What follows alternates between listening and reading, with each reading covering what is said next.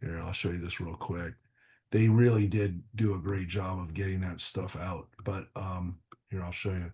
This was one of the house. Oh, this is what we got. So we got this. We got this at 509, which said don't Mm. leave. And then 543, we got this, just get out. And they did. They wouldn't let people back up. So this was one of the cars around the corner. Mhm. Yeah, fire retardant on it. Yeah, they got. But again, I mean, Right. they were on it, and they had great. So that's what it looked like. That's what it looked like this morning. But or I'll show you one other thing. This is what the hillside looks like Mm. this morning. It's behind our house. Yeah, that was It was, close. it was close. Yeah. But yeah, it's one of those moments where you go, you know what? It's it's good that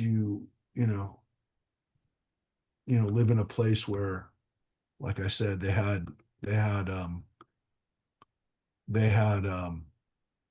really good um air patrol, and it was a whole different situation. I was texting with John Shaver as it was happening, and he was like, uh it definitely brought back memories for what he was dealing with 18 months ago. But that's why, like, nowadays, like, the idea that homes are going to be safe, you don't believe that anymore. Like, you used to believe that nothing could happen, but after what we saw in Pasadena and Altadena and here, you can't. Um, yeah, it's not good.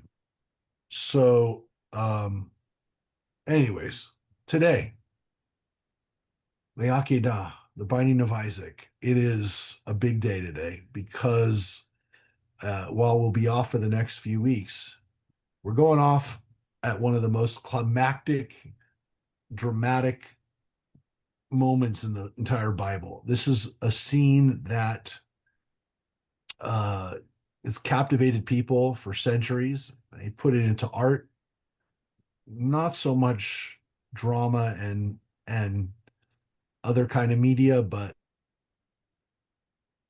in the Middle Ages, Renaissance period, even in Jewish art, which we don't have a lot of, but in some of the oldest versions of mosaic and graphic art that we have, Jews would turn to it. Uh, and it's maybe the argument can be made that it's in the background, it's in our minds, that this story exists, that this story is part of our tradition, that's part of our consciousness. So we're going to dive into this. It's one chapter, but it's also, again, a chapter that um, just a couple of lines here are enough to they're enough to give us a little bit of a I don't know if nightmare is the right word, but it's definitely we definitely have a lot to think about today. So we're going to dive in. This is our 20th class that we've had in Genesis, and over the last weeks, especially as we've been talking about Abraham, we've been building to to some extent to this moment. Again, you could say all of humanity has been building to this moment. We'll talk about the consequences of that, today. But I think even though we read this when we studied, went through the Bible in the last phase of our reading, we did this about 4 years ago. I went back and looked at the class we did on this in 2022, and many of you were there. So 4 years later, we come back to this story, and every time we read this story, and the reason we read it every year at Rosh Hashanah is because every year we're different. Every year we read this story, we have a different vantage point. When you're a kid, you're first exposed to this story. It's natural to kind of think of yourself as Isaac. As you go through life, you might see yourself as Abraham. At some point, maybe even as a grandparent, you're thinking, how does this happen? Like, in what world does this happen? And so a lot of it depends on who we are, where we are, how we see our own lives. So again, we call this story the Akedah. That's the Hebrew name for this story. It doesn't mean sacrifice, it means the binding. And so my question, or the title that I gave to this class, is the Akedah, bound for dot dot dot. Because we say bound for glory, bound for whatever, but um, what what is this binding for? And of course, it's a little different meaning of the word bound. But again, it's one of the most debated texts in Genesis and the whole Bible. This is a heavy duty thing. So we're going to start with the first couple of verses. And even here, we've got to, we've got to, we got to stop with some of this as we read it. So I don't know, John, you didn't read last week, really. You want to start off this week? I can't. I'm on the road. Okay, no worries. This is a first. This is another first. Um, I'm doing this. Saturday. He's running. That's cool. So, He's running right now for a triathlon. He's in a couple days. I hear you. I hear you. Well, it's a good time to reflect on the test of Abraham, how he was tested. Judith, you want to start? Sure. Sure. Okay. It's not up. Oh, it's not? Nope. Hmm. It was before, but it's not now. Oh, let me try it again. There it is. Okay. Refreshed it. All right. Sometime afterward, God put Abraham to the test, saying to him, Abraham. He answered, Here I am. Hineni. Good. Take your son, your favored one, Isaac, whom you love, go to the land of Moriah and offer him there as a burnt offering on one of the heights that I will point out to you. Yeah, that's the conversation, because the next is he's doing stuff. So let's take a look at these first two lines. This is the conversation. Abraham, Hineni, this is what you do. Now, lots here, though. A lot here. A lot. I know. I'm going to throw out some of the a lots. First of all, Vayhi achar hadvarim ha'ele. After these things,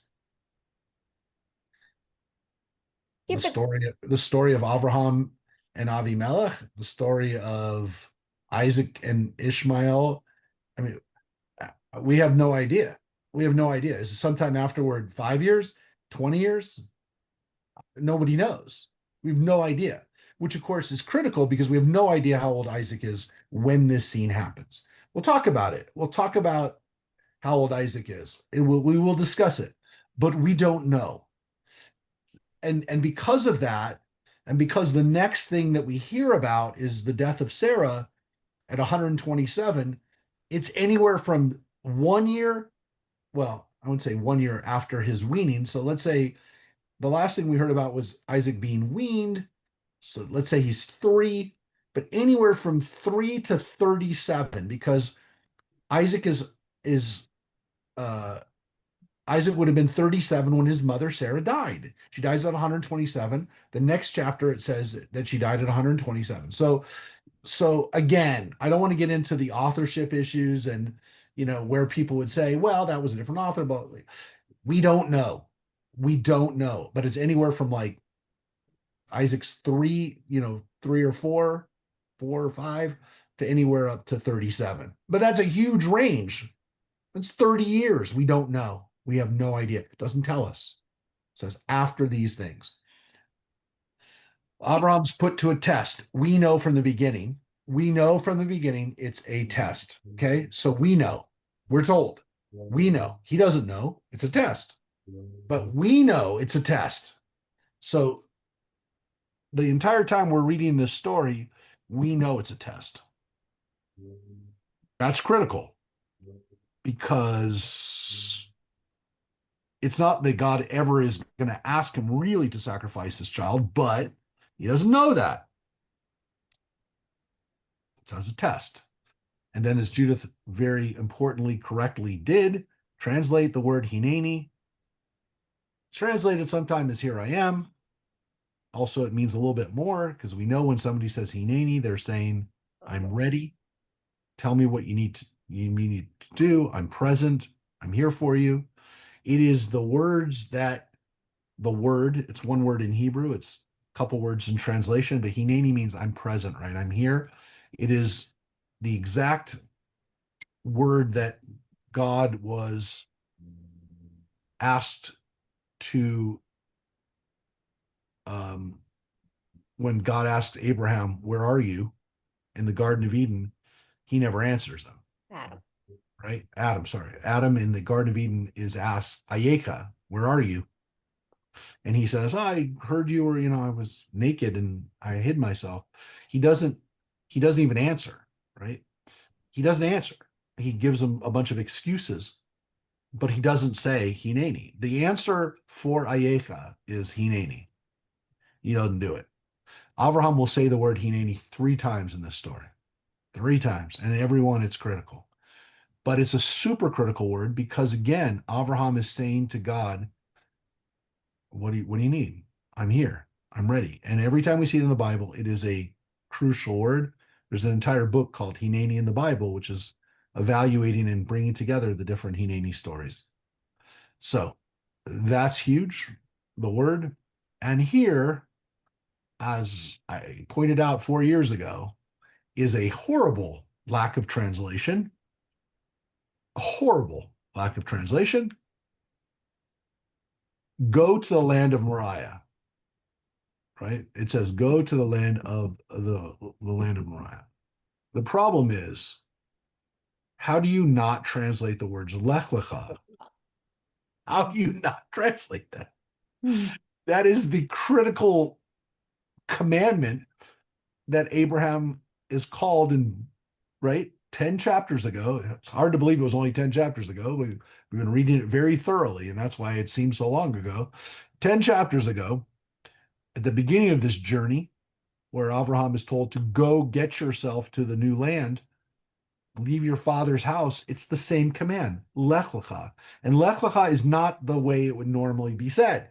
This is not just go to Moriah.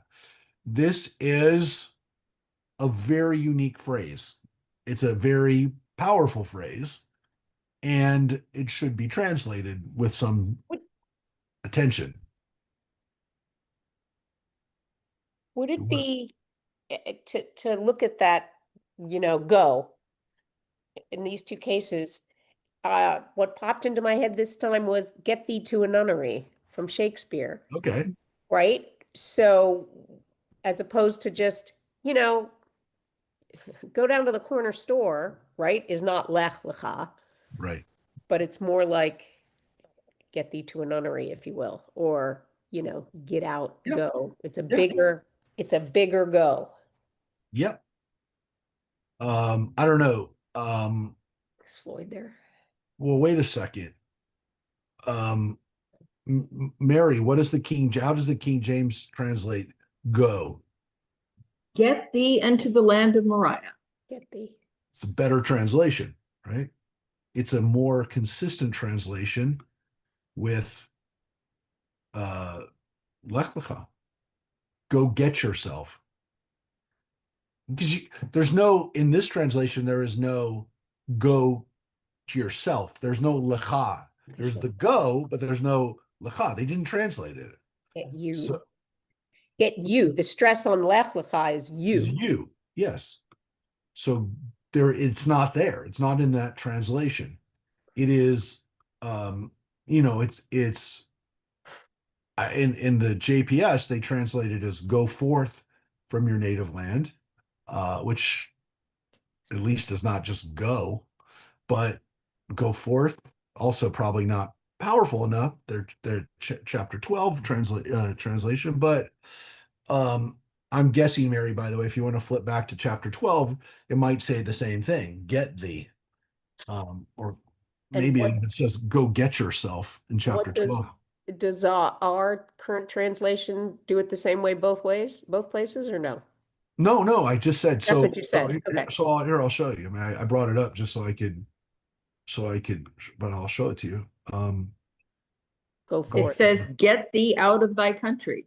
Yeah. Thing. So it's the same. It's the same. Get the So go. at least it's consistent. And the the is the archaic way of saying you as a direction.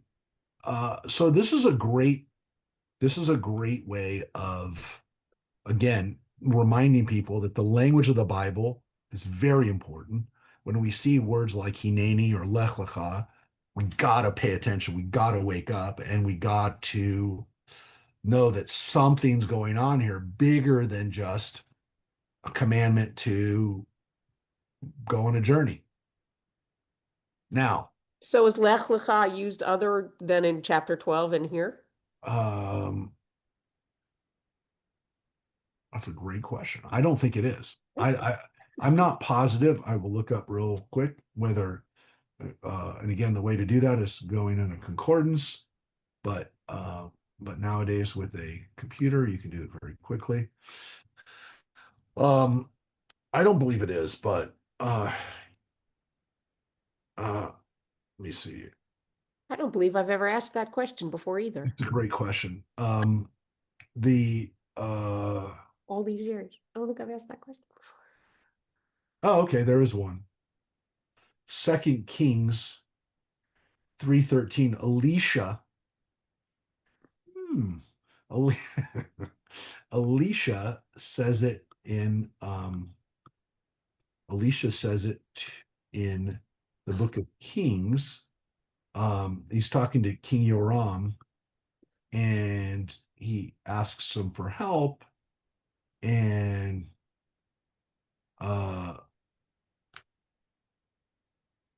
so he says to him, Lech Lecha. So yeah, it is used one other place. And Is it as important there? no, it's used as a I'll show it to you. It's used I think it's used ironically. If somebody used it without the intention of giving you that little bit of remember where we use this phrase? I think it might have been meant to be ironic, but let's look. Let me look real. I'm going to bring it up for you, and it had to have been ironic. It had to have been a so.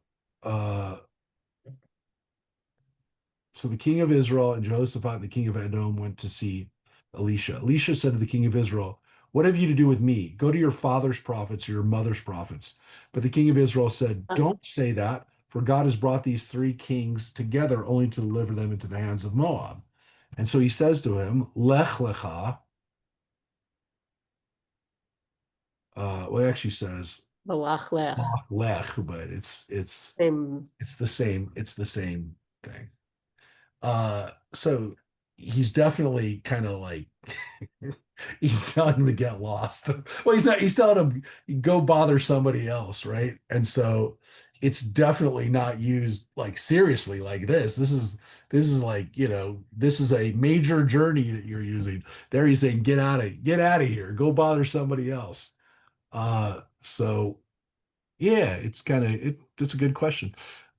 When we look back 4 years ago, at this verse, Gail had an interesting linguistic question. You remember what you asked, Gail?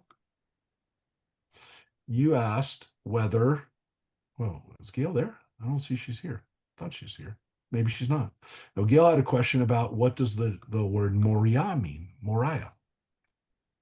Because we know that, according to tradition, I should say, we know that Moriah is Jerusalem, that this is going to establish the holiness of Jerusalem because Abraham is going to engage in this very special moment at the same place where the temple stood. Of course, this is a similar tradition that Muslims have, that Ishmael is the one who's almost sacrificed, and that Marwa is in Saudi Arabia near Mecca.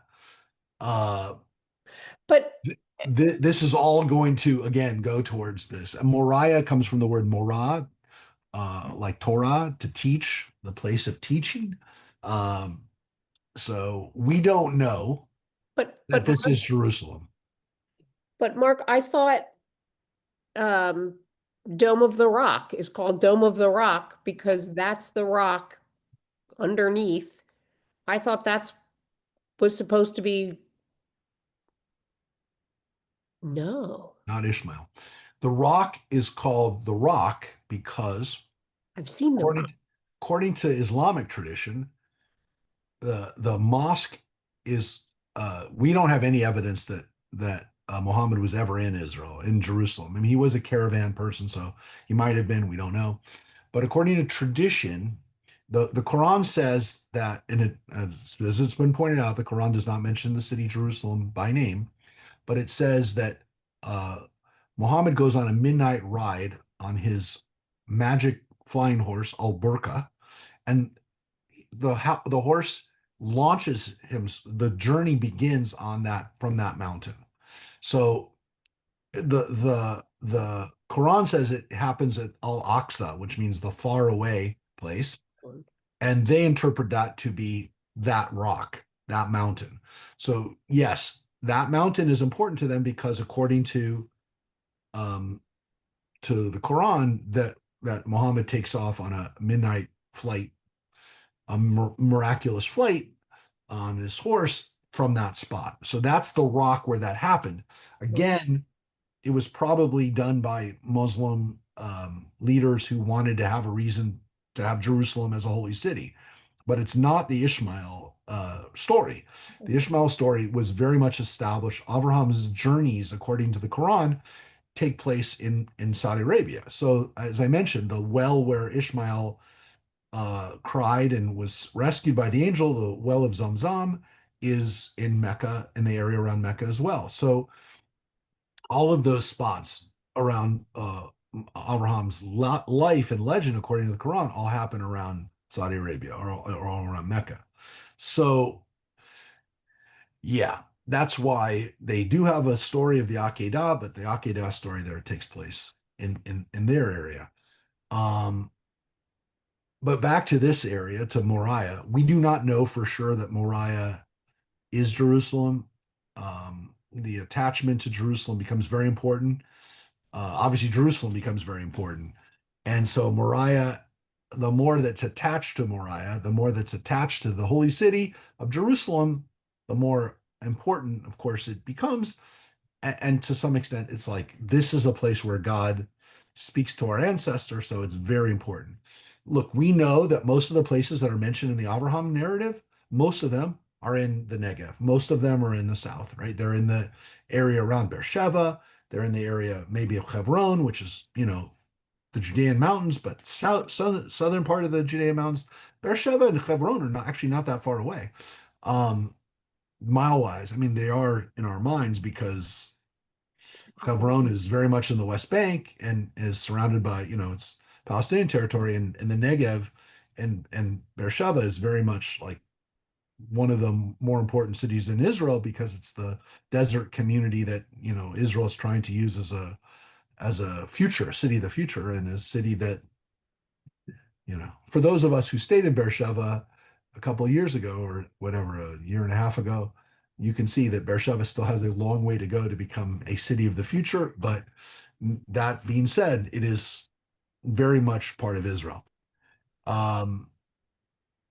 But this area, the attachment of this place to Jerusalem is going to become very important. The last thing we want to say about the language, unless again somebody can bring up something as well, is this very specific Isaac discussion, or not necessarily discussion here, but discussion in the Midrash, because he says, take your son, your favored one, Isaac, whom you love. What do the rabbis interpret this as? A discussion. A discussion isn't here, but the discussion is in the Midrash, which is a back and forth between God and Abraham, where God, and some of you know this Midrash, Abraham, God calls Abraham, Hineni, yes, I'm here. Kachna et bincha, take now your son. And Abraham goes, I have more than one son. And Yechidcha, the one that you favored, your number one son. That's Yechid, right? It means the one. He goes, I don't know which son is the one. I mean, sons. I have sons that are chosen in their own ways. They're all important to me. Then God Hey, says, the Rabbi, one, what? my version says your only son, Okay. Isaac. Okay, that's an interesting translation, right? Uh-huh. Here it translates as your favored one, right? Yeah. It could be the word yachid has the root of achad of one, but yachid is usually the one you've chosen, the one you've favored. That's the usual translation, is the favored one or the chosen one. And then, of course, God says Asher Ahavta, and he goes, I love my sons. I love both of my sons. I love them. And then finally, God says, no, Isaac. Enough already, Isaac. I'm telling you, it's Isaac. So Okay. this discussion back and forth is an interesting one. It's an imagined discussion, but it is based on the fact that God doesn't just say, take Isaac. God says, Bincha, Yechidcha, Ahavta. Now you could also say, wow, look at all the aspects of who Isaac is that I'm asking for this, acknowledging it's not just take a son, take your son, take your chosen one, take your son that you love. And so this is, no matter what, not just take Isaac, Kachna et Yitzchak, because that's what it could have said. Kachna et Yitzchak. It doesn't say that. It says Bincha, Yichidcha, Yechavta.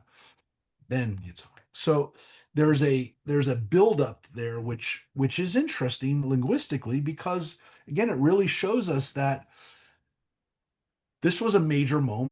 This was a major moment, and God acknowledges the importance of this. It is um, it's a moment where Abraham is confronted, and now that we've spent several weeks very slowly, methodically reading through Abraham's story, this is insane. This guy's waited 100 years to have a son, or a son at least that God is telling him you've been waiting for. Who knows how old exactly he was when Abraham, is first told he's going to have a son, but he's been waiting for the son for decades, and now God says, I'm gonna have you make a burnt offering of him. It's not, and it doesn't say I'm going to ask you to bring him to me or whatever that means, like I'm asking you to make him an olah. This is going to be your son is going up on a fiery sacrifice. That's what he's doing. He's Mark, going up on flames. Yeah. I appreciate the rabbi's creativity, but it's not in the text, right? And it kind of bothers me that it's not in the text. What's not in the text?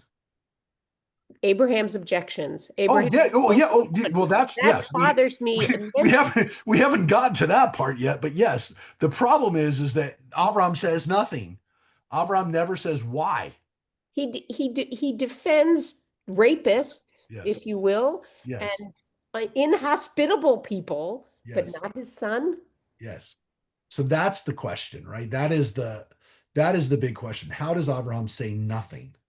So again, yes, the rabbis want to make it like he's fighting this, right? It's not He's there, right? but it's not there, and it also begs the question that people have had, and I'm telling you, traditionalists, Orthodox people have a problem with this story and are are more than perplexed, are really, really hung up on how do you read this story as what's wrong with Abraham? because he doesn't say anything. And it's a major issue because of the Sodom and Gomorrah story. If we didn't have that story, right? If we didn't know that Abraham has no issue arguing with God, then we would say, well, maybe he's afraid. Maybe he doesn't want to argue with God. But the fact that he does have a track record of arguing with God about, as Judah said, some really bad people, how does he not do this? How does he keep his mouth shut? Now, we also have to ask the question, why is God testing him? What is God doing this for? At what point does this guy need to he's over 100 years old?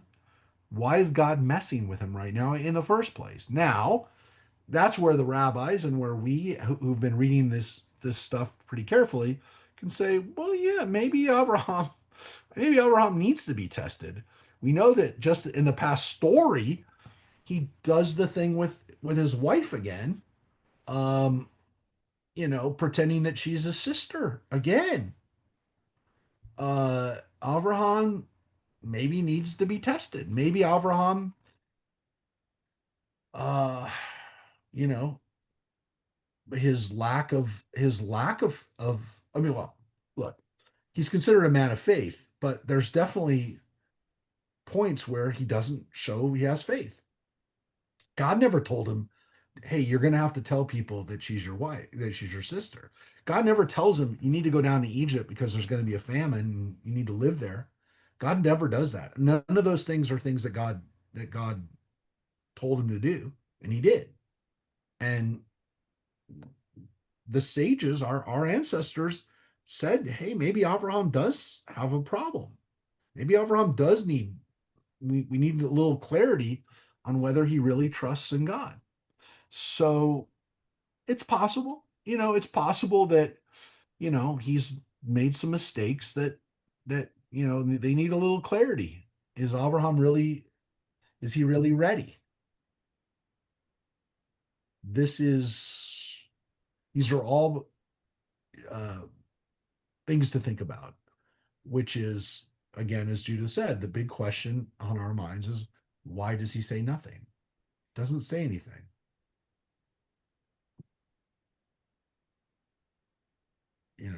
Some people in the more modern reading of it is God is testing Abraham and Abraham is testing God. I think that's a more modern reflection, which is, I don't think there's really a traditional, there's no real traditional basis for that, because people don't want to have the God, we had to figure out what God was like, what's our God like? Is this a God that's going to do those kind of things? So To be just a little Mm. cynical, is it possible that the story was created, if you will, written to remind the people during temple times that we don't sacrifice babies? we've talked about this. We talked about it when we talked about the fact that yeah. So here's the thing we mentioned, just to remind people, and some of you were with us when we read the book of Kings, which we just flip back to very quickly. But we know in the book of Kings, which was written pretty close to the events that they happened, that in the 6th century or 7th century BCE, so what would have roughly been 1,000 years after this, 500 years after Moses, 300 years after King David, 300 years after Jews have been worshiping, we know, in Jerusalem. And by the way, by the point of time that this story is recounted in the book of Kings, we have historical evidence that these kings exist. So I know people are going to say, well, we have no definitive proof that Moses existed or that King David existed. Okay, I know. We don't. But we do have texts that are from the 8th century that talk about some of these people. So we know that these people exist. Right. Jews are sacrificing their sons in the 7th century BCE. It's in the book of Kings. We know that they were. It says that they were. So if this was to get us to stop sacrificing our sons, it didn't work. I No, but I I'm have saying not it made was that. written then. I made that point the last time we read it in the Book of Kings, but I about the Akedah, but I have not made it many times because I think I just really didn't really strike me until recently, which is that I always heard that. This is the story that tells us why Jews didn't sacrifice their kids and the Canaanites did. By the way, again, there's arguments over how often the Canaanites did human sacrifice, but we know that they did, and there's evidence, archaeological evidence for it, and we've always said that's why the Canaanites were bad. But clearly, Jews are still behaving like Canaanites, and they're not supposed to be. I'm not saying they're not, and Judith is correct in saying this is a differentiation, but it's not working. It's not working. We don't know that we weren't, at least in the land of Israel, sacrificing our children at a lower rate than what the Canaanites were doing. We don't know if the Canaanites did it mainly for kings did it with a son or whatever. Of we don't know. We don't. It's difficult for us to now say, hey, we know for a fact the Canaanites did it all because we don't have that much archaeological evidence for it. We have archaeological evidence for it, but not so much in the land of Israel. So, like Carthaginian, the Phoenicians and some of the Canaanite peoples that had made their way to Carthage, where the Romans eventually sacked it. We have evidence of their human sacrifice there. But we don't have that much of it in the land of Israel itself. The Canaanite places that we've gone to, we have not seen Canaanite temples where it appears that they were doing, or we have any records of bones, archaeological bone, sites like that. I just want to make that clear. Doesn't mean they didn't do it. I would say that they probably did because, I mean, the idea that we were doing it and no one else was doing it is kind of ridiculous. But to your point, Judith, it didn't work. It didn't stop us from doing it. We didn't go, hey, Abraham said a long time ago, No. we don't do this. No, but I'm saying that maybe this story was written then. Maybe we had a tradition of an ancestor, but maybe this story was written because the Israelites were killing children and the priests in the temple or thereabouts just before, whatever, didn't want that going on. And so Yeah, they added, our tradition said he came from this land and he traveled here and he did this, but you know what? We need him to be taught not to. We're going to add this story at that point, is what I'm, I would say that my guess is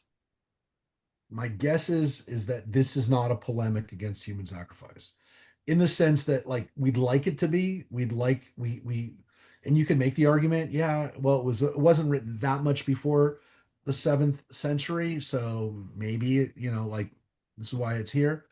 But it doesn't seem like it doesn't it doesn't seem like a polemic. Um, I'm only saying that because um, there what I don't want to ruin the end of the story, but the end of the story doesn't say at the end of it, and that's why we don't sacrifice our sons. well, Like, because that wasn't the style of the type of story that they wanted, you know oh what I no, mean? no, no, that Yeah, they lay out, hey, and that's why we call this place Beersheba to this day. No, yeah, they that's they don't they don't have an issue telling you the reason that Jacob, his thigh went out, and that's why we don't eat the sinew of that's why we don't eat from the sinew of the thigh. Like they don't have an issue telling us weird origin stories. This doesn't seem to be a weird origin story of like why we don't sacrifice our sons. Though again, you could say, well, this is a great example that God doesn't want this, but I don't know. I mean, like the more I've read it, the less I'm certain that this works from that level of a polemic. I think that's a nice way of. I'm not saying I wouldn't tell a kid this, but I don't know. I don't know that I believe it. I don't believe that that's really what's going on here. And maybe I wouldn't tell a kid that. I don't know. I'm not sure. But yes, back to your original point. Where is the restraint? Where is the challenge? Where is wait, are you sure? God, did you why did you make me wait this long for a kid and now you were sacrificing it? So the next line, unless anyone has something to also add, but we've read two verses, and if your mind is not blown already, it will be. I have a Rabbi, I have a question. Yeah. We have no place here where it indicates how old Isaac is. Nope. Nope. Nope. We don't know if he's a child. We Nope. don't know if he's an Nope. adult. Nope. We don't know Nope. what he is. The only thing we'll have is the conversation, and you can make the decision from that. But yeah, he's anywhere. I mentioned this before. He's anywhere from 5 to 37, and 37 is pretty specific. I said because Sarah died. Sarah dies at 127 in the next chapter. So the beginning of the next chapter, Sarah's dead. She's 127. If we assume that the story takes place before she dies, then she can't be older than he can't be older than 37 because she's 90 when he's born. She dies at 127. So if the story fits in there, that's why I said it's very specific. He can't be older than 37. Yeah, All my right. version, the footnote says Isaac had grown into adolescence or young manhood, as implied by verse 21, verse 34. So Yeah, let's get to so he gets weaned in 2134. Well, it says it says he was there a long time, but right, yeah, that's but what they're saying.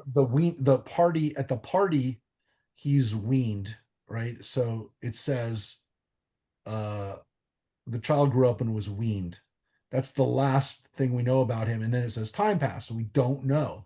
It's critical, but let's look at the conversation, and then you can decide. I'll tell you, I've said this before when we get to it, but let's read what happens as he makes the journey. So early next morning, Abraham saddled his donkey and took with him 2 of his servants and his son Isaac. He split the wood for the burnt offering, and he set out for the place of which God had told him. On the 3rd day, Abraham looked up and saw the place from afar. Then Abraham said to his servants, "You stay here with the donkey. The boy and I will go up there. We will worship and we will return to you." Mm-hmm. Now, 3 days journey from the desert from Beersheba, where he was last, could definitely put him at Jerusalem. It's 2 or 3 day journey. 100% could be there.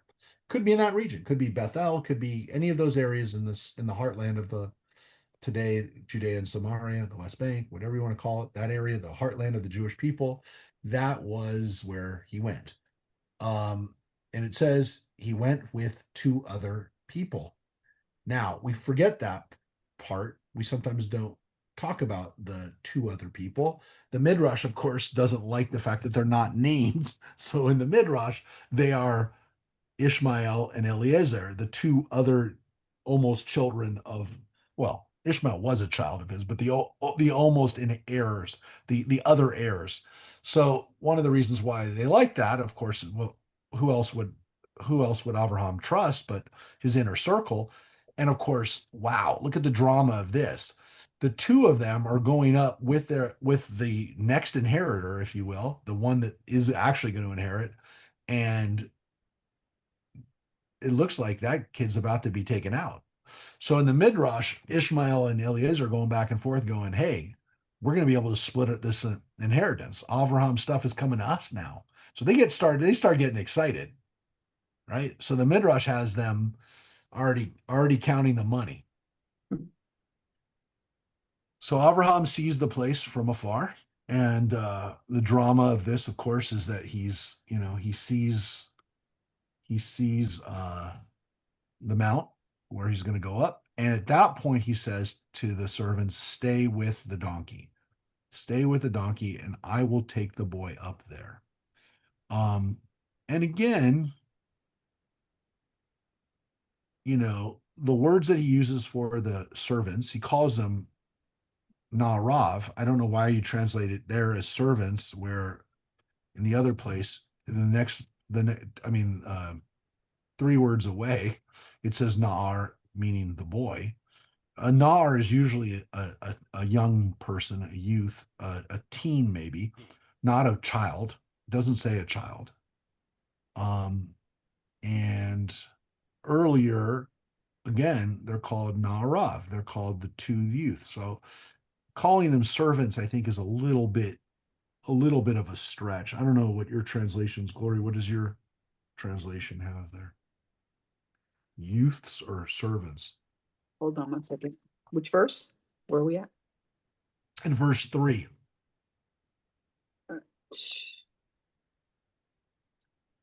Two of his servants and his son Isaac. Okay, so they use the word servants. Mary, what about the King James? I guarantee you they didn't say servants.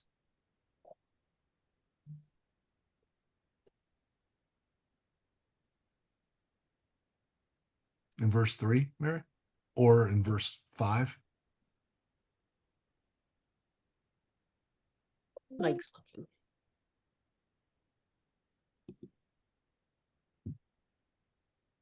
I bet you it says youths or Ute. youths. Ute. Anybody? Says servants in verse 5 for mine as well. Yeah, well, at least it kept it consistent, but I don't understand how you translate this as servants and this is a boy.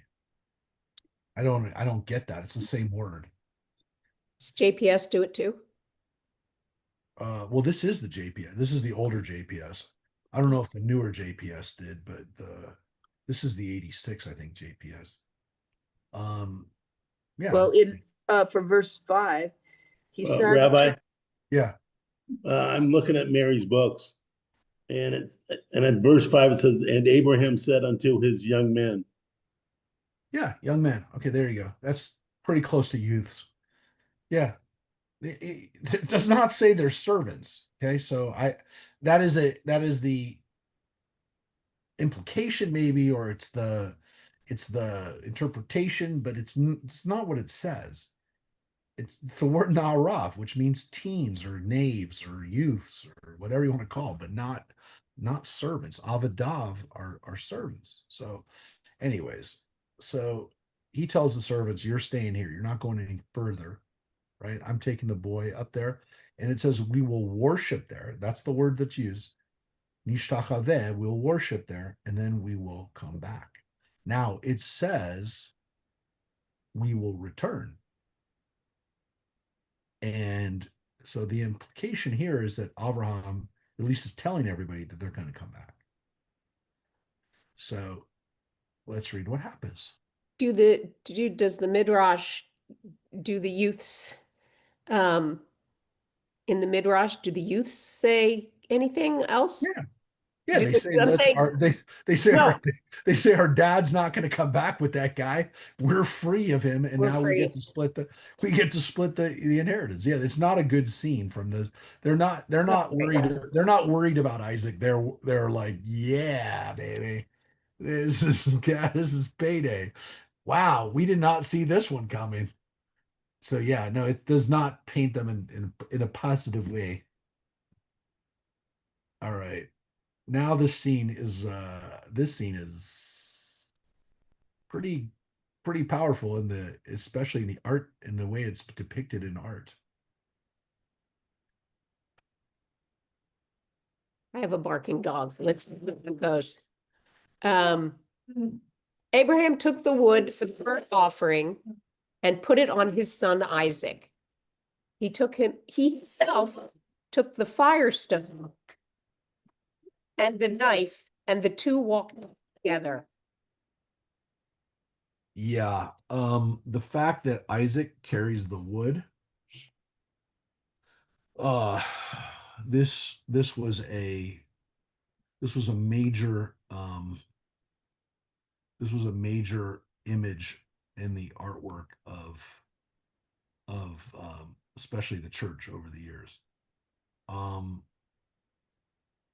this was, The Caravaggio, one of your faves. yeah, the Caravaggio, he's already on the, he's already on the, he's already on the, he's already bound. But you understand why this is a big deal, right? Isaac carrying the wood. Everybody, anybody, what's going on here? That's allusion to Jesus, or that's the way they saw it. Yeah. And so what this became was a foreshadowing of Jesus. So when people saw this image of Isaac, carrying, you'll still see, you'll still see, you'll still see the imagery that people will use, which is the difference between, right? This is the, this is the allusions to it. And so they, like the reason that the art was so powerful in the church period, why the church used it so much, was because of the illusion.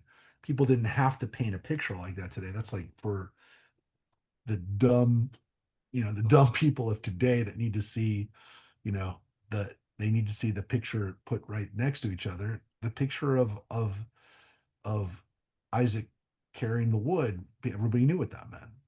So again, the lesson would be then that Jesus was the completion of the sacrifice, because this very famous line right here, right?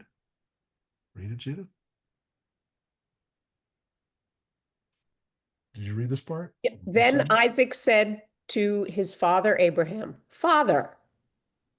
And he answered, "Yes, my son." And he said, "Here are the firestone and the wood, but where is the sheep for the burnt offering?" And Abraham said, "It is God who will see to the sheep for this burnt offering, my son." And the two of them walked on together. Yep. So when people talk about Jesus being the lamb, being the sheep, this is what that's why the picture I showed you before is God will provide himself the lamb. So Jesus was the actual offering, was the actual sacrifice. Abraham did not have to sacrifice Isaac because God wouldn't ask of a human being to sacrifice his son, whereas God would sacrifice his own son. So it became the culmination of that sacrifice. Now, that's the reading. Now, again, what's interesting about this story is that Christians have a very powerful reading of the story, and Muslims have a very powerful reading of the story. The reason that everybody has a very powerful reading of the story is because it's our story that we have a really powerful reading of, because the story blows your mind. That God would ask for a person who's been waiting for 100 years to have a kid to now ask for him to sacrifice the kid. And the fact that Isaac is old enough to understand at least some of what's happening. So we don't assume that Isaac is a 5-year-old or is a 6-year-old. He seems to be old enough to understand what's happening, because he has enough mental acuity to say to his dad, "Hey, I don't see a sheep here. Why are we going to make a sacrifice?" Now, the other question is, does Isaac understand the implication of this? Does Isaac understand at this moment that it is him, and does he go along with this? Because again, if he's old enough and he's walking with his dad and he's not a little kid, he can run away. He can knock his dad out and say, get out of here. So if he knows what's happening, he is a willing participant in this, not a little child that's being thrown. Now, again, we don't know how old he is, but he's old enough to carry the wood, and he's old enough to have this conversation with his dad. That's why the 37 never sat well with me the times we've discussed it before or whatever. I'll give you 10. Well, I think he's at least 10. Right, that's what I'm saying, because he's got to be old enough to carry wood and to Was know he- what a sacrifice is. But anything, his father's what, 100 and something Exactly. His old, dad's right? 110, 120. However old he is, His dad is 100 years older than that. So, Yeah. so the implication though is if he's 10, if he's 15, if he's 20 years old, dad's 120, he can outrun the 120-year-old dude. Okay. But at 10, he's still going to be, or 11, whatever, he's still going to be obedient, if you will. He's more like, let me rephrase that. He's more likely to be obedient Yeah. than an 18-year-old. Oh, okay. Or is that right? So, Oh, okay. But he's also old enough to run away. right. He's old enough. He's old enough as his dad Maybe starts not here, but as his later dad on. starts to bind him. Yeah, that He's one. old enough not to be there anymore. Look, I mean, I don't know. I don't know what you want to make of this, but the sages usually go along with the idea that Isaac knows what's happening. Isaac understands and willingly goes along with this. So, Well, so if you believe that God has chosen you for a sacrifice, it's not going to do you any good to run away. that's an That's interesting true. point, Rosemary. Rosemary, yes. Why am I Why would I run? why am I bothering to run? Because this is what's happening. But uh yeah, Isaac's willingness to go along with this is a huge part of the story, because then it's not just about Abraham's trust and faith in God. It's also Isaac's willingness to do whatever God asks him to do, and willingness to be a martyr, if you will. So it is a huge part of this, how we figure this story out, how we make sense of this. And the scene is very powerful because it's so powerful because, again, you did not translate it this time, Judith. God Really? God called Abraham. He said Hineni. Now Isaac says to his father Avi, Father, There it is. You're and right. he says Hineni. I was, Hineni. I Hineni glanced b'ni. ahead. I glanced ahead in the Hebrew and I saw Hine, and I Hineni. Yes. skipped So the he says Hineni part. Hineni b'ni. I'm here, my son. I'm Hineni. here, my son. So the intimacy, the beauty of the conversation of him saying Father, and then he goes back, yes, my son, I'm here. And then he says Hine, right? He says he like Hineni. Here's the fire, right? Here's the wood, right? The firestone. Wow. I mean, this this is what he's asking him. Where is it? And he says, in a very clever way, God will provide. God will see to it, right? God will see to it. That's literally the translation, Yirelo. God will see it. Hey, God will Rabbi, see it. Yeah. Rabbi, Yeah. you know the old story, the joke about the guy and the storm with his family, and he gets caught up in the tree. Mm. Is this where it comes from? He's in the tree, and has everybody heard this story? I'll Oh, do it yes. very quickly. He's holding the Bible, and the guy comes by in a motorboat or something. He says, "Listen, jump on board. I have water." No, no, no. God will provide. Right. Next guy comes with another boat or whatever. And one of his family dies and falls off and dies. Blah blah blah. Gets to the end of the guy of the rowboat and says, "Jump on board." It's just him, and he dies, and he says, "God will provide." And no, the guy goes on without him. Says, "No, you're going to die." And so he leaves, and the guy falls in the water and dies. Goes to see God. And God says, "Well, listen, I provided you the motorboat. Yeah. He says, God, I always trusted you. Yeah, I right, always right, right. Is believed that in is you. that yeah? Is And he that what? says, yeah, I sent you a boat. I sent you a plane. I sent you a Right, plane. right. Yeah. And yeah, well, there's You didn't have the definitely judgment. well, I would say that goes throughout the Bible, though, right? This idea that God provides, and then are we expecting, and that we will get to today, John, this idea of a miracle, right? Are we expecting God to provide something that we would deem miraculous in order for us to judge that this is God, right? That God only gets involved if there's a big noise. I think that there's a definite feeling here about God providing, right? That they're definitely giving us this idea that God will provide, but this is also a way for Abraham to almost, if you think about it, to throw it back on God, to basically say, well, one way or the other, God's going to make this happen. God's asked for this, and God will do it one way or the other. And so this is this is the critical scene, right? This is the verses 9 and 10 and 11 are the scene. And this is, remember, this is 11 verses of Torah. 11 verses. That's it. Literally 11 verses from the time that God calls them till we're here is 11 verses. And what's in this 11? How packed with stuff is this 11 verses? Yeah. They arrived at the place of which God had told him. Abraham built an altar there. He laid out the wood. He bound his son Isaac. He laid him on the altar on top of the wood. And Abraham picked up the knife to slay his son. Then an angel of God called to him from heaven, Abraham, Abraham! And he answered, Here I am, Hineni. This is the third time that Avraham has said Hineni in the story in 11 verses. First to God, then to his son, and now to an angel. Now,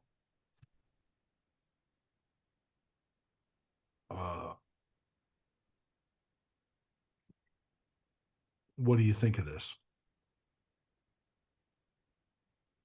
He doesn't say anything to God.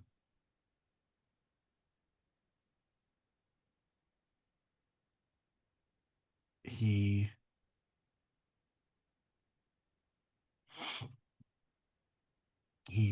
binds his son Isaac there, lays him on the altar. Isaac does not seem to be fighting this.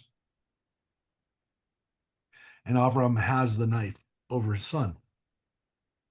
So the story and most of the artwork has Avraham literally in the moment that he's about to kill him, like literally the knife is about to come down onto his son. And it's at the last minute that the angel steps up.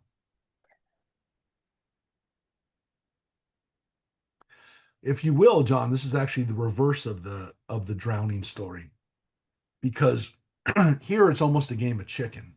I mean, I've called it a game of chicken, where Abraham is going to push God to the very, very moment. Right? This is the last moment. Good thing he's old, not quick, because he might have beaten God to the punch. Yeah. That's the question of the day, which is, what if the angel doesn't come? Right? What if the angel, like, first of all, God is the one who called him in the first place. Why isn't God stopping him? Why is it an angel now that stopped him? Is it, sticking to the Isaac question and why Isaac doesn't run, is it possible that that's also a huge part of the story, is that Isaac, it's a lesson for Isaac as well as he takes on the patriarchy and becomes the patriarchy? That Isaac had, yeah, that is a definite possibility. Let's read the end of what the angel says to him, though. Well, hold, before you do that, but that would make sense that he was more 12, 13, 14 years old, right? Or 50 or 20, 25. Yeah. He should have a kid right about. He's about to be a father. Yep.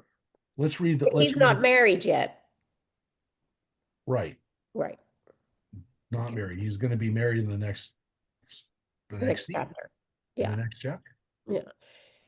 Do not raise your hand against the boy or do anything to him. For now I know that you fear God, since you have not withheld your son, your favored one, from me. Yeah. And we go back to the Yechidcha. By the way, it doesn't say a hafta anymore. It says bincha, Yechidcha. It does not say a hafta. I'm not saying that the midrash here is he doesn't love his son anymore, but Maybe But it doesn't say that word. It doesn't say the word. It doesn't say Ahavta. maybe the Uh, argument was, I'll take Ishmael too, and maybe he'll change his mind. Yeah. I'll give him my second choice, Yep. my spare. I'll give him the spare. So my midrash on this has always been that Abraham, the test of Abraham was well, this is my midrash. I don't know if there's a I'm sure there must be, because nothing I've ever seen. I've always found somebody said it 2,000 years ago.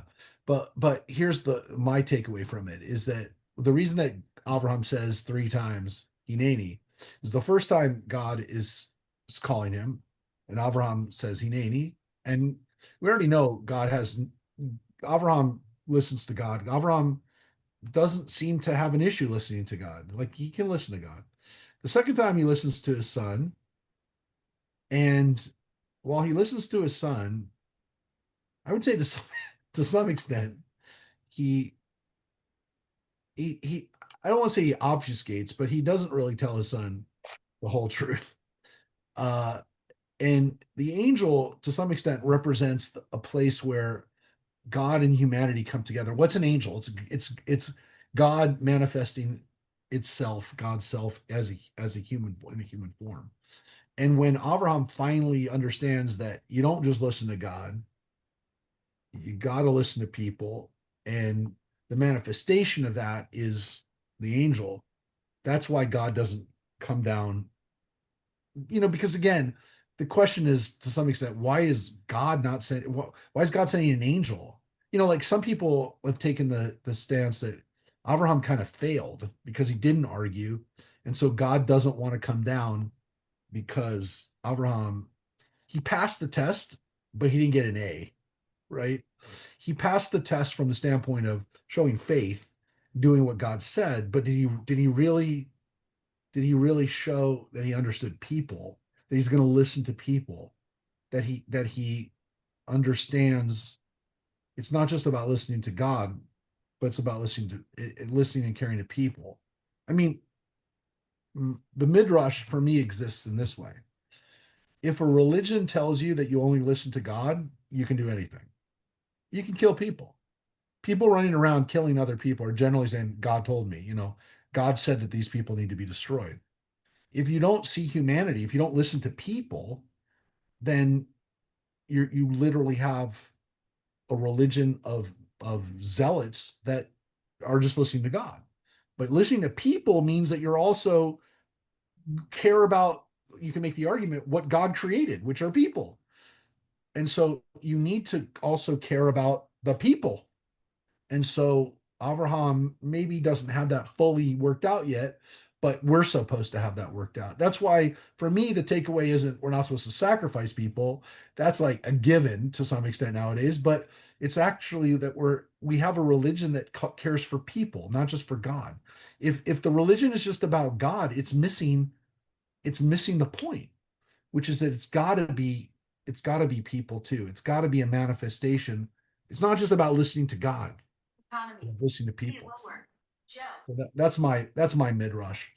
I'm sure there must be some version of that somewhere, but the nexus point of humanity and God is the angel, is the reality that it can't just be about listening to voices from heaven.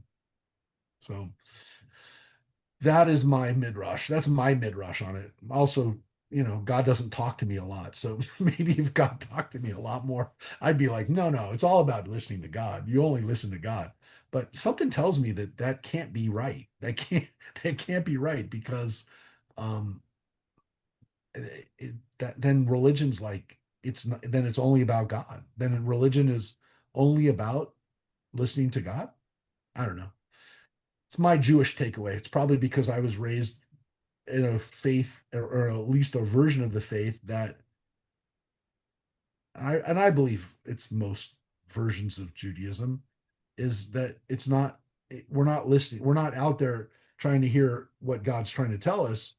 We're there trying to hear what the person next to us is trying to tell us. Like, our job is not to be listening for God calling us and to say Hineni. Our job is to say Hineni to the person that's sitting across the table from us. So that's my midrash on this. Right? So curious that they capitalize me at the end of that verse.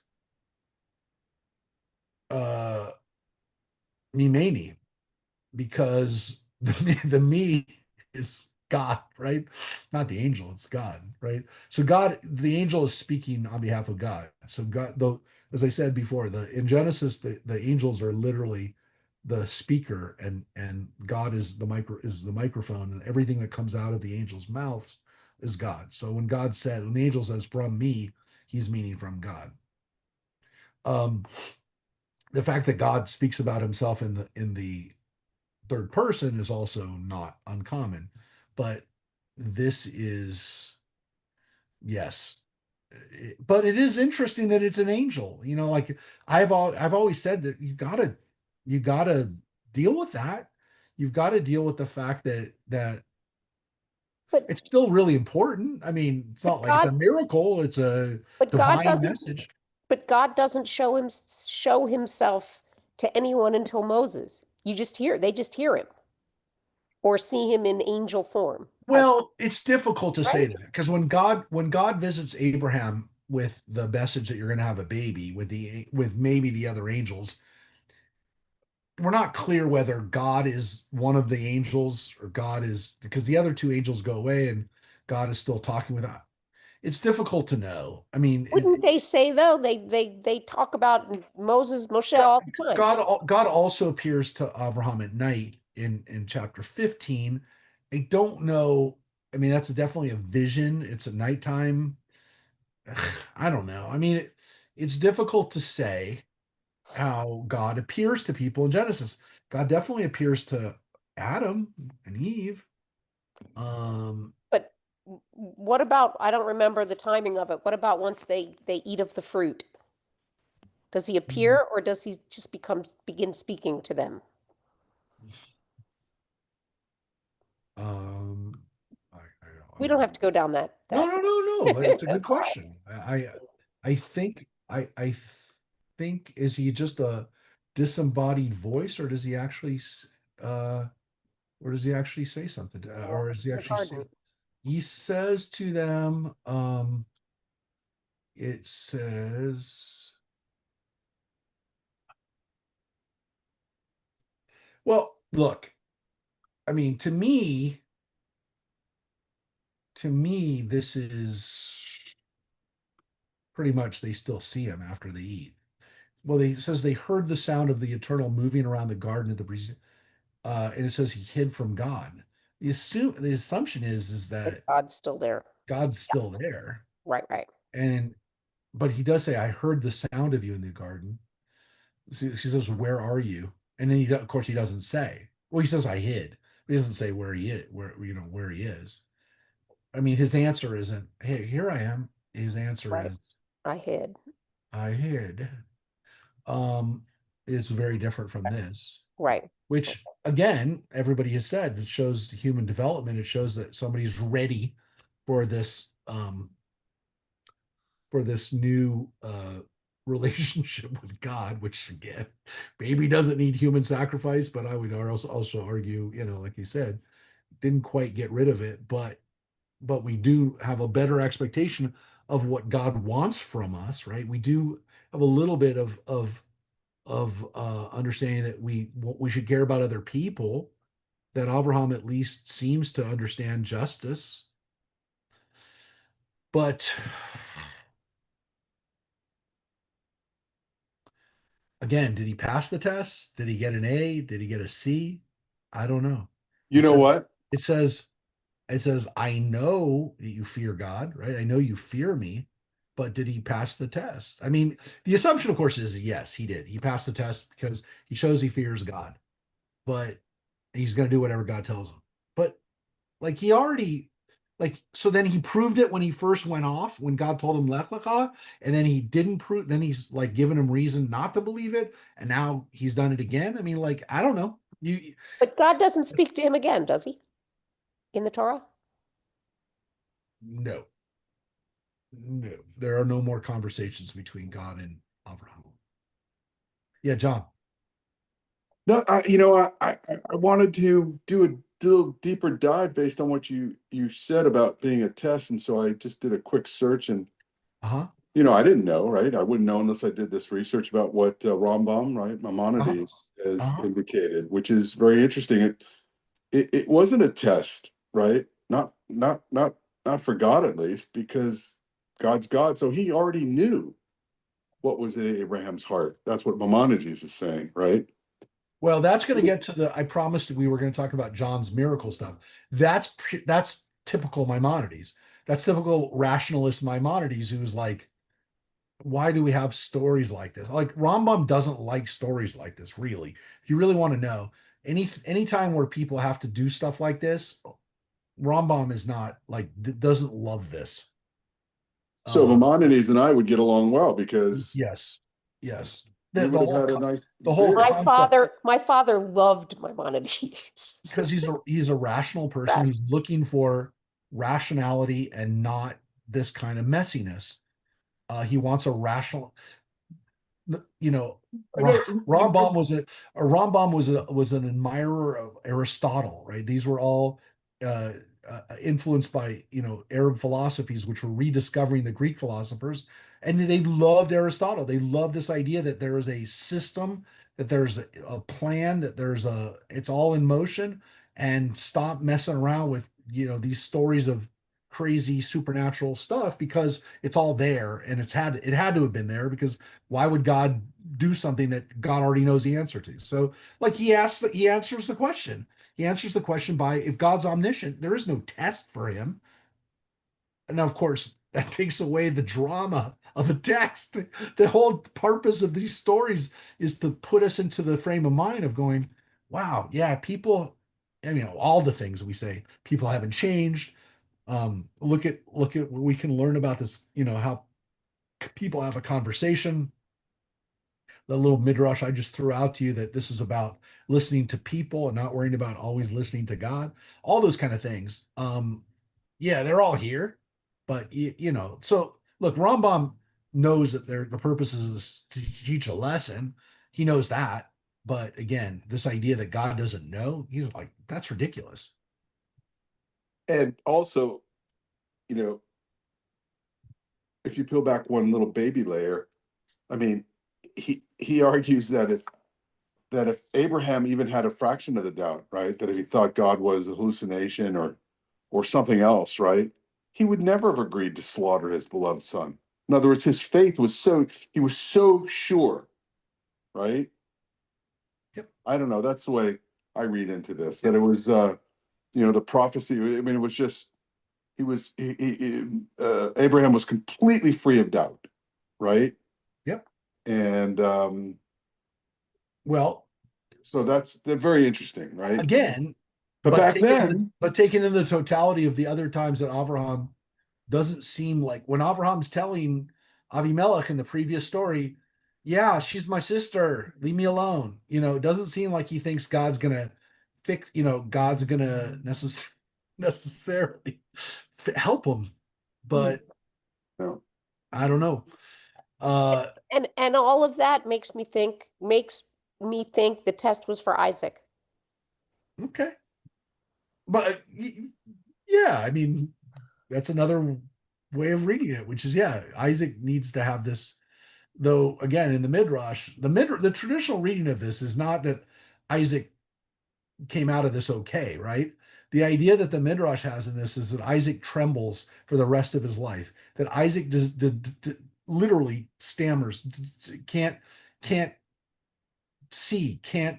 It's so traumatic that he has PTSD for the rest of his life. However old he is right now, if he's 12, if he's 20, whatever he is, for the rest of his life, the guy is scared.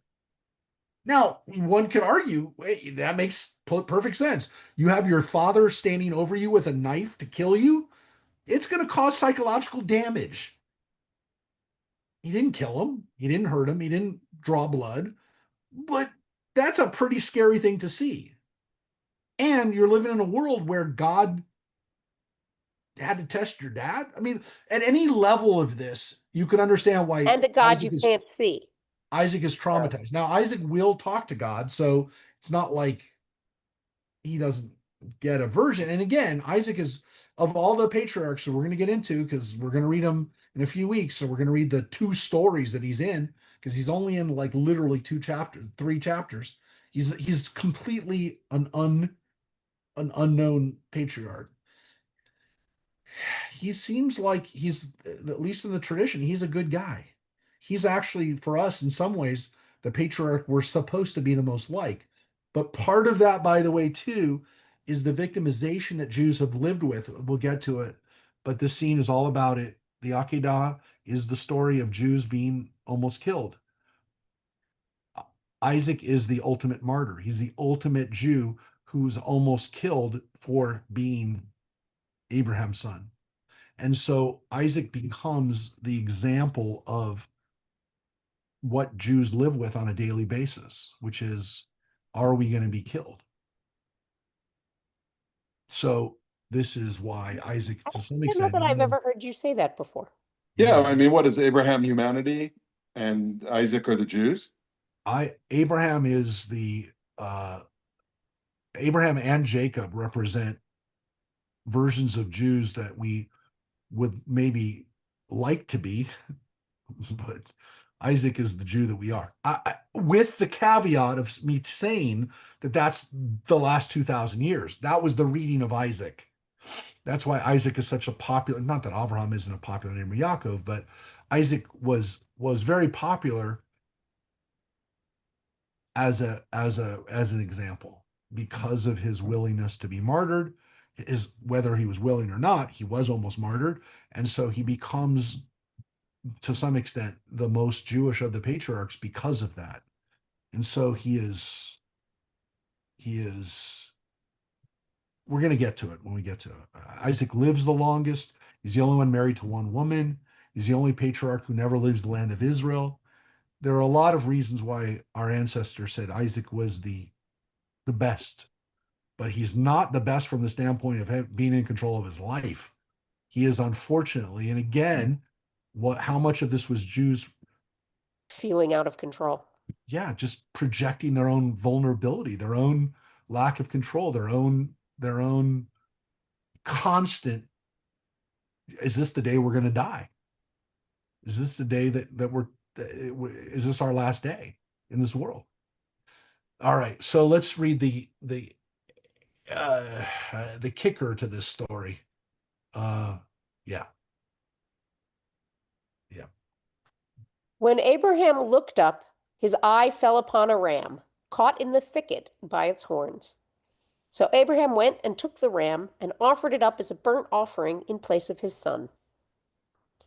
And Abraham named that site Adonai Yireh, whence the present saying, on God's mount there is vision.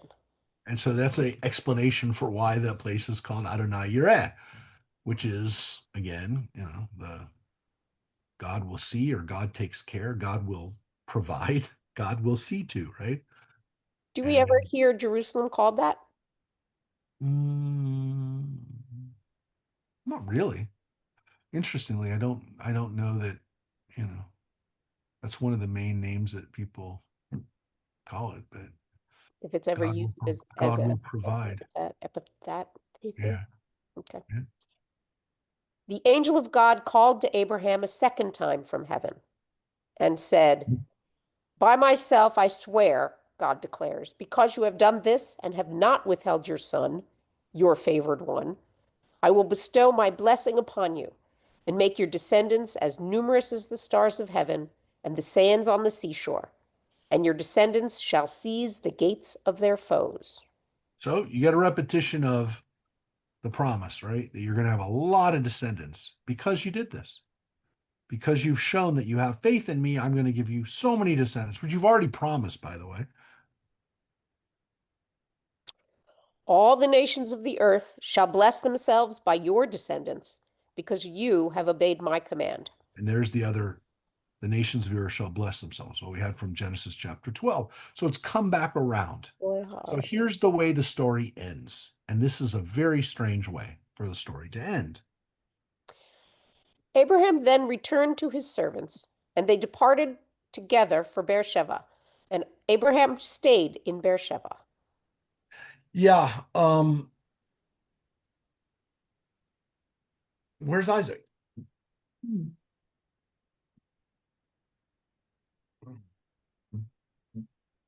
Where's Isaac?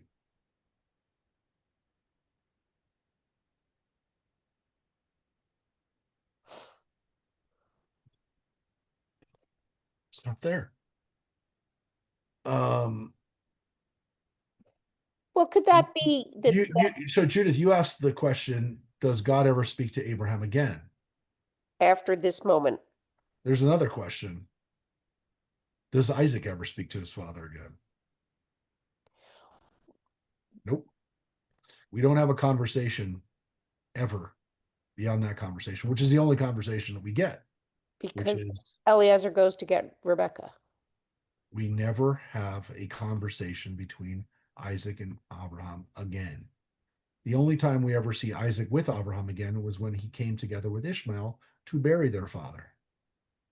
We do not know that they ever spoke again, which is an interesting midrash in itself. How does that relationship continue on? What are the questions that are asked after that? Maybe there are no questions that are asked after that because there's nothing more to be said. There's nothing that can be said. And I mean- also the servants. The servants are like, they're smart enough, let's assume, that, oh, Isaac went up with him. They had no sheep. He sacrificed Isaac. Wait, Isaac didn't come back. So the servants think all the It time. gets deeper than that. I'm going to show you why in a moment. But there's this weird set of verses that we read at the end. And I know this because whenever we read it at High Holidays, we'd be like, do we really have to read this? This is the way the story ends. This is the end of the chapter. So they go back to Beersheba, but that's not the end of the chapter. Here's the chapter. Which was put in by Christians. The chapter, yes. The chapter could have ended here. But isn't it also the end of the Parsha? Or no, I don't remember. No, the end of the Parsha is right here, right? So this is the end of the Parsha. Right, So this is not the way just we the chapter. way we broke it. You don't look. I mean, in all fairness, Judith, I'm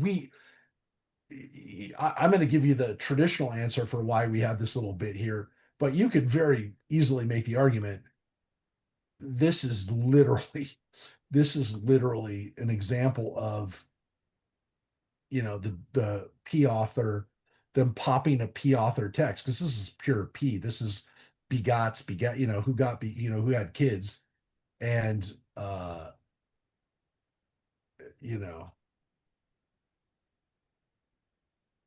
Okay. this is it's a bunch of names. Sometime later, Abraham was told, Milcah too has borne sons to your brother, Nahor. Utz the firstborn, and Buz his brother, and Kemuel the father of Aram. And Chesed, Chazo, Pildash, Yidlaf, and Betuel. Betuel being the father of Rebecca. These 8 Milcah bore to Nahor, Abraham's brother. And his concubine, whose name was Reumah, also bore sons. Tevach, Gacham, Tachash, and a daughter, Ma'acha. Yeah. And then the next chapter begins. Hayesarah, she lives 127 and then she dies, right? Now, the problem with this text is that we have this little birth story. The tradition, of course, is that why do we have this story at all? Because we have Rebecca. So Isaac, who just went through a very traumatic moment in his life, is rewarded by having a wife born who is going to be considerably younger than him based on this, because if this happens later, now you can make the argument it happened and then Abraham found out. Again, it's one of those phrases by after these things. Don't know how long it was, but however long it was, which by the way is only creepy from the standpoint of if the next scene takes place when Isaac is 37 to 40, which is him getting a wife, how young is his wife Rebecca? Let's not go there because you have to do the math based on, I would argue, is a different author, but whatever, you have it, you have the fact that she's born. The good news is Isaac, after you've gone through this terrible trauma, you now have a wife there. Well, we know he's got a wife here. For those who've read the story, this is the nice part at the end, right? The happy ending, if you will. He's got a wife. But of course, this is also explanation for who are the Arameans. The Arameans are descendants of Kemuel, who is one of Nahor's kids. So these are relations, right? The Arameans are our relations. So Aram becomes one of our enemies, sometimes our friends. The people of Syria, that's where they came from. They're related through Abraham's family, through Terach. They're descendants of Terach.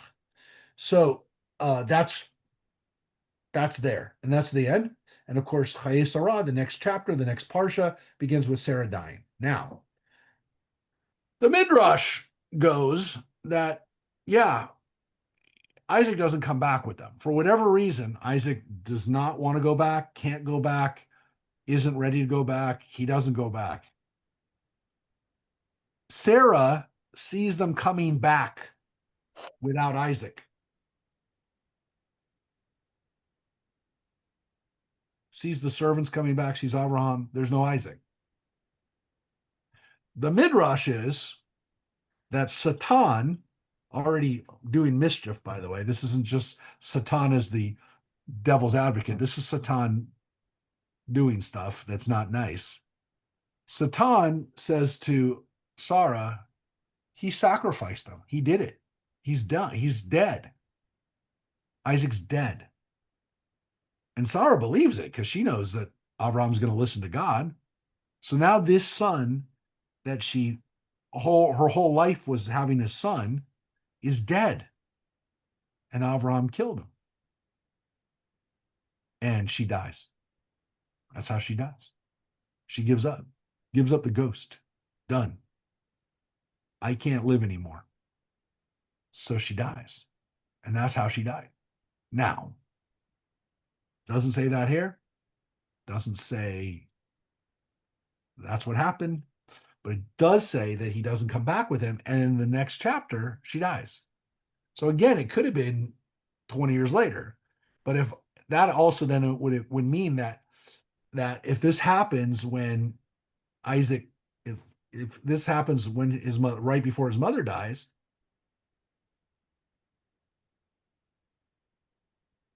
he's 37 when it happens. Then Isaac is indeed 37 when he's almost sacrificed. And he should have had a kid by now. He should have been married by now. Why is he not married? What is going on with this family that Isaac has not started a family? So these are all questions that are asked to some extent. And this is all part of the family dynamic. The next story that we're going to read, the story of Sarah dying, the cave being purchased for the cave being purchased for the burial, and then the same portion, right? The next chapter, the same portion is acquiring a wife for Isaac, Rebecca, that same Rebecca. We have these two major life cycle events: the death, a funeral, and a marriage. So it's like one funeral and a wedding. Right. But it is very important, and it is part of the family dynamic that Isaac, and it will say at the end, is comforted because of Rebecca. So this whole dynamic of Rebecca, Sarah, all of this happening is very important for Isaac, and to understand like how this man who was traumatized does find some peace and hopefully has a better relationship with, well, we'll read it. You'll read the story. We'll read the story again if you don't remember. Yes, John. Sorry. So that means you fast forwarded a little bit, because now I'm starting to think, sometimes things are so specific, right? So granular, Uh-huh. right? Yep. And this omission, right? This silence Of what of what happens to happened Isaac. is, Yeah. in other words, now that's the hot that is now brought forward, right? That has become even more important than that to me, right? Now, like, why is this omitted, right? What sorry, that's just, you really could, who said it? You could go crazy. Yeah, You could I go, did. I said you are gonna go crazy. So because you don't get rabbinical license to fill that gap in. You just don't. It's either there or it's not. well, It, wait, no, no, no. That way. You do get rabbinical license to do it because that's what the midrash is all about. That's what that's what our lives are. We're put on this earth to study Torah. That's what the Mid- rabbis tell us. So Midrash is hearsay. it's not hearsay, John. It's that we actually believe that the midrash is like the Torah is given to us. Now, how can you say that, right? The rabbis believe that the Talmud, they believe that the midrash is revealed text. That these answers, when they're truthful, were also meant for us to know. Now, of course, we would say that the reason we they're meant for us to know is because we're meant to learn from them, right? There's a truth to those stories, so that when we talk about Isaac being having PTSD after that, we're saying that when someone has lived through such a climactic and difficult moment, we can't expect them to be normal after that. And so that is a lesson for us to some extent to be compassionate for people who've had near death experiences, especially ones where their parents perpetrated the near death experiences. So the midrash is there to help us understand the rest of our lives. And so thankfully there are these gaps that allow us. We don't look at the gaps as a problem. We look at them as an opportunity, and we look at them as the that God has given us these spaces to fill with truth. And the rabbis 100% believe that the midrash was accurate. And again, we talked about some of the really powerful midrash that we already read, like the one about Abraham's father making the idols. It doesn't say anything about Abraham as a kid. We don't know anything about the guy. And so we have this story that that his father made idols and he destroyed them and taught his father why idolatry is stupid. So it's a great story. It's a story also, by the way, written when people are actually building idols, right? There were actually guys on the corner selling idols. So this wasn't just a let's laugh at idolatry that is hypothetical. They were people worshiping idols. So I do think that the midrash is super important. That's why, like for me, we spent years studying the midrash because we know that the truth that is in that midrash is sometimes just as powerful as the Torah itself. And yeah, as I said, every time I think I've written a midrash or given a new midrash, somebody said it 2,000 years ago. So the midrash that I have about listening to human beings, that's why the angel comes, is because you can't just listen to God. You can't just listen to God. Human beings are well, you could also make the argument you can't just listen to human beings. You got to listen to the point where that nexus point where God and humanity come together, which is like, not just listening to every human being that comes along. I mean, that's actually part of my midrash on that, which is you can't listen to God only, you can't listen to people only, you have to listen to where that nexus point is, where the angel is, which is where God and humanity come together. Not just any human, not just any time that we think God has told us something, but where do these places meet? Like, where we know there's places where God and humanity meet, and those places are the places where we're called on to do like the most important stuff, or again, where we know that human lives are at stake. God is calling me to be in that moment. So Except for Midrash's commentary. Midrash's implications. Midrash is not fact. Well, yeah, but I mean, Am I you're, missing You something? can't call the Torah fact either. I mean, It's that's well, written- that's why it was Not put have to. on- That's why I kind of laughed. it's the source of truth. Oh, okay, but so That is doesn't make it but, fact. but so is midrash. So the truth in the midrash is sometimes, as I said, as powerful as the truth that's in the Torah. Again, we don't say it's the Torah. I mean, obviously, but the traditional texts on the traditional reading of the Talmud and midrash is that yeah, those are revealed texts too. So, you know, we would say that midrash again, how do you say that a midrash, like how old does it have to be? Does it have to be in a midrashic collection for it to be revealed as well? But yeah, John, I mean, we know that it's not the Torah, but at the same time, they didn't dismiss it as an imagination.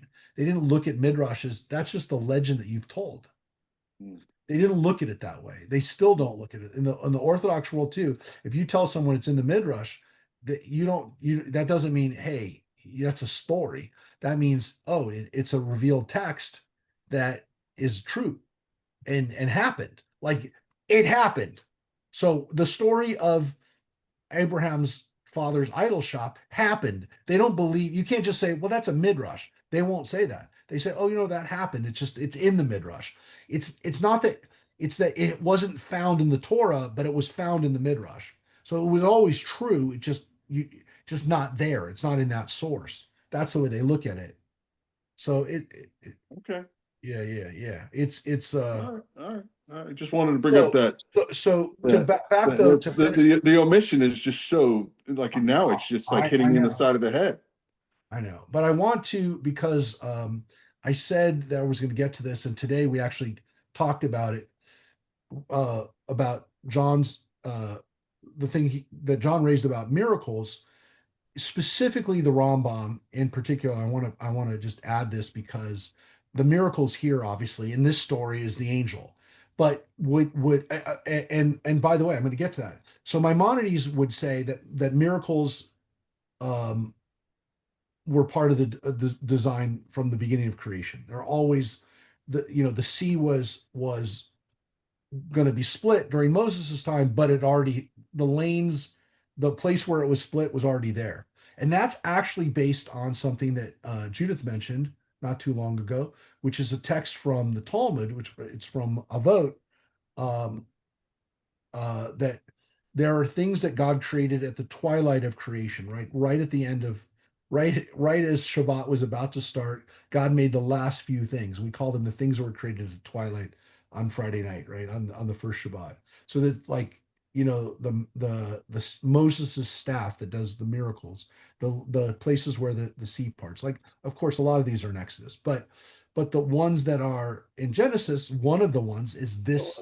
Oh. the midrash or the explanation in Avot is that what was created that day too, the sheep that he sacrifices, that sheep wasn't just there, that God made that sheep and God made that sheep to be there at that moment, right? It was not a miracle in the sense that like you and I would say miracles. So to John's point, yes, there's a rationalist kind of idea that that it's part of it. There's another take on it, which is that to some extent everything is miraculous. All of creation is miraculous. That um that that the miracle that every day the sun rises is a real miracle, not the system, but in itself everything is miraculous, which is I don't want to say the opposite of what John is saying, but it is another way of looking at it. And when miracles happen in the Torah in particular, oftentimes Jewish tradition is that we're going to look at it as not so much God stepping outside of the order, the natural order, but that God does these miracles for the purpose of teaching a lesson, of making a sign, of teaching people, of teaching the Egyptians, of teaching us. so the miracles are really not miracles so much as they are wonders that are there purposely to get people's attention and to get them to do something or to react to something. So I will say that by the rabbinic period, part of the other issue is which I don't think John really mentioned, but I think where it comes from, and I'm not going to speak on your behalf, John, but one of the issues that we have in general is we don't see miracles in our day, right? We don't see miracles being performed for us. And so what would be a miracle for us, you know, what would be the definition of a miracle for us? Something that was again outside of the of something we can explain, we would either say, well, we just can't explain that, or we would say that was an act of God. The rabbis definitely felt uncomfortable with miracles. And the best example of that is the story that we've often quoted, which is the text from the Talmud from Baba Metzia, where God makes a bunch of miracles happen. The Tanur of Achnai, the story of the oven of Achnai, where God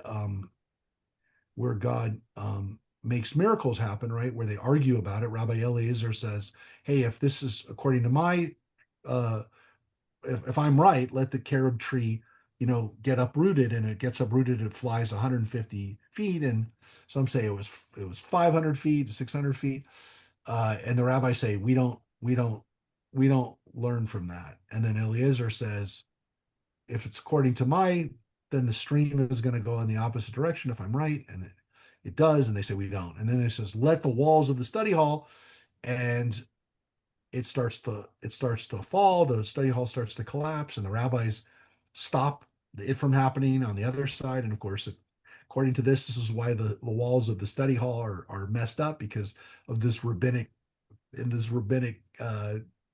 game of making miracles. And and the rabbi said, you're not right, Rabbi Eliezer, because of that, right? So they still lean. So then finally Eliezer says, if I'm right, let God say it. And a divine voice emerges from heaven and says, why are you arguing with Rabbi Eliezer? He's always right, right? And the rabbi stood up to him, Rabbi Yoshua got it and said, Lo bashamayim he, the Torah is not in heaven, right? It's what God said in Deuteronomy, which is that I essentially am not, I will not intervene anymore. I'm not making miracles. I'm not doing those kinds of things. And so the rabbi said, God, you've already given us the Torah. You have given us the last. We don't need any more revelation. We don't need any more signs. We don't need anything else. You've given it to us. And you've already taught us, by the way, in your Torah, that we have to go along with the majority. So if one rabbi decides that he's going to do something, we can't follow him. And of course, the very famous scene ends with Rabbi Natan encounters Elijah and says to Elijah, what did God do at that moment? And he says, Nitzocheni b'ni, my children have triumphed over me. And he smiles. God smiles when he says it. My kids have now grown up. And so there is this understanding that miracles are performed by the rabbis to human beings as they're developing. But at a certain time, God wants us to have freedom and wants us to be adults and to grow up, and is not going to fix the situation for us anymore. Just like a parent, I am now asking you to go out, live your life, and not expect me to do this. So the rabbis didn't like the miracles. They didn't like that kind of stuff. And I will tell you this, they had a reason for not liking this kind of stuff. They had a reason for not wanting people to run around, do their own thing, and to make miracles. Why? Because what are these rabbis dealing with at this point? Jesus. Yeah. They are dealing with people who are saying the exact opposite. God has come back. God is now doing miracles, and God is intervening. And the rabbis are like, Rabbi Eliezer is not going to be able to make his own opinions. And we're not going to have anybody else running around saying, hey, look what I did. Look what God did. Look at what God had me do. We're done with it. And so this understanding the rabbis had, which is this time of miracles is over. God doesn't intervene. And again, for my professor, for Richard Friedman, if you want to read the book, The Disappearance of God, he basically understood that the rabbis by the Talmudic period were saying God has stepped back. It's not that God isn't there anymore, but that God is no longer going to be messing around because lo bashamayim he, the Torah is not in heaven. The Torah is with you. You know what the answers are. You don't need me to tell you what it is. And this moment, this oven of Achnai moment, is the transition. And it happens exactly at the same time where Christianity is starting and human beings have to make it, people have to make a decision whether they're gonna see that or and Friedman, the way Friedman said it, the age of prophecy ended and the authority passed to interpretation. And so it's our job to understand it. So our job by understanding that we're writing the Talmud, and there's no question the humans wrote the Talmud, they wrote the Midrash, but they are revealing God's truth through those texts. And they understand that the interpretation is in itself a revelation. It's giving us this understandings and truths that always existed. They're always there. We're just bringing them out. We're finding them. We're uncovering them. We're like treasure seekers we're moving the dirt away, and then we find it. And again, that's how Judaism survived for the last 2,000 years. Not because God had abandoned us, but God had given us the responsibility now to do this ourselves. And so that, in a nutshell, is miracles. the way miracles were interpreted by Jews over the last 2,000 years. How it changed But doesn't that mean that people that adhere to strictly to these interpretations, doesn't that mean they're not living God's will? That What do you mean? So like there are new things in our world that weren't 1500, 1800, 1700 years ago. Judith, you know the answer to this. You've talked with Orthodox Jews. Orthodox Jews who believe that everything is in the Torah will tell you that it's already there. It's just you have to find it. So it's the answer to that, because we had this argument with our Talmud teacher in rabbinical school, who's an Orthodox Jew, who was actually our codes teacher. He was teaching us text. He was teaching us halacha. And so we said to the guy, well, I didn't say to him, but one of the guys in the class said to him, so you're telling me space shuttle tiles are in the Torah? He goes, yeah, they're in the Torah. And the guy 100% believed it. We're like, what do you mean? There's nothing about space. There is. You have to understand it. You have to understand where it talks about it. You just didn't see it. You don't see it until you understand, until you come into contact with it. But 100% they agree. They're not being silly when they say that. They are 100% serious that everything that exists, to some extent, God knew it was going to exist. So God had an answer for it. We just have to find it in the text. So they 100% believe it's there. It's uncovering the treasure. It's brushing away the dirt and then finding that, oh, the treasure was there. We just didn't see it. It was there. It was underneath us. We had to dig it out. And they 100% believe that. It's not like you and I would say, well, we have to adapt to the truth. We have to take into consideration these new things and we have to come up with laws, and maybe the Torah says something about it, but also this says something about it, and American law says something about it. They're not interested in that. Their question is only, did you find it in the Torah? If you haven't found it in the Torah, you just didn't know where to look. Go to a rabbi who's already found it. And so they have it. I mean, we're going to talk about this on Wednesday night, because we're going to talk, when we come back, one of our next classes is about Jews in space. Yes, not the Mel Brooks Jews in space, the real Jews in space. There already is a halachic institute that is working on what happens to Jewish life on Mars. There's people that are literally right now trying to figure out what is the halakha for when Jews are living on other planets. You could say, well, come on, it's not, why? Why bother? 100% they're engaged in this. Yeah, because it could be 100 years, 200 years, but eventually it's going to come. So they're going to be the sages of now and whatever. So it's got to be there. And these are people that are very serious about.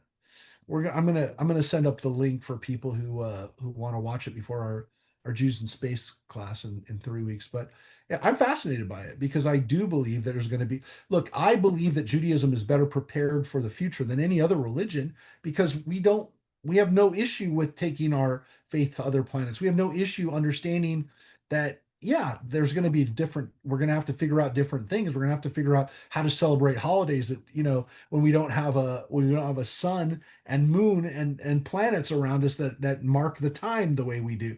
But we'll figure it out. We'll probably keep time by Jerusalem. When we figure out when Hanukkah is, it'll be when is Hanukkah in Jerusalem. I know we're going to figure that kind of stuff out, but more importantly, the values that we have, the way that we try to engage in the world, and the way that we look at a story like the Akedah and say, yeah, but what is this really saying? What is this really about? That is thankfully with us, and it's something that I 100% believe we'll take into space with us. So that's why Disclosure Day is not going to be a big deal for us. If we ever discover intelligent life on other planets, we will be very well prepared. And let's hope we find it on our own planet. So with that, folks, I'm going to say we went a little bit longer than normal because this is the Akedah after all, and we're bound for lots of things. We are all carrying with us the Akedah with us. We're all carrying previous generational trauma. We're all carrying with us the stories and the values and the traditions and the goodness of our ancestors. But it's not always easy. And the Akedah is mind blowing. And hopefully, we'll just begin the discussion in your head and with those you love about what we learned from this story. So we will miss you. Some of us will, like I said, we'll do our best to stay connected and let people know what's Safe. going on. Travel safe, learn Thank you. lots. We wanted you to come with us again, Judith, but I know, I wanted to come. all right, guys. Everybody. There's care. still space, Judith. You can room with Kaplan. Stay safe. Oh God, look at that one. You want to respond to that, Judith? I didn't respond. All right. Bye, everybody. Bye. Bye. We'll see you in a few weeks, everybody. Bye-bye. Bye. Bye.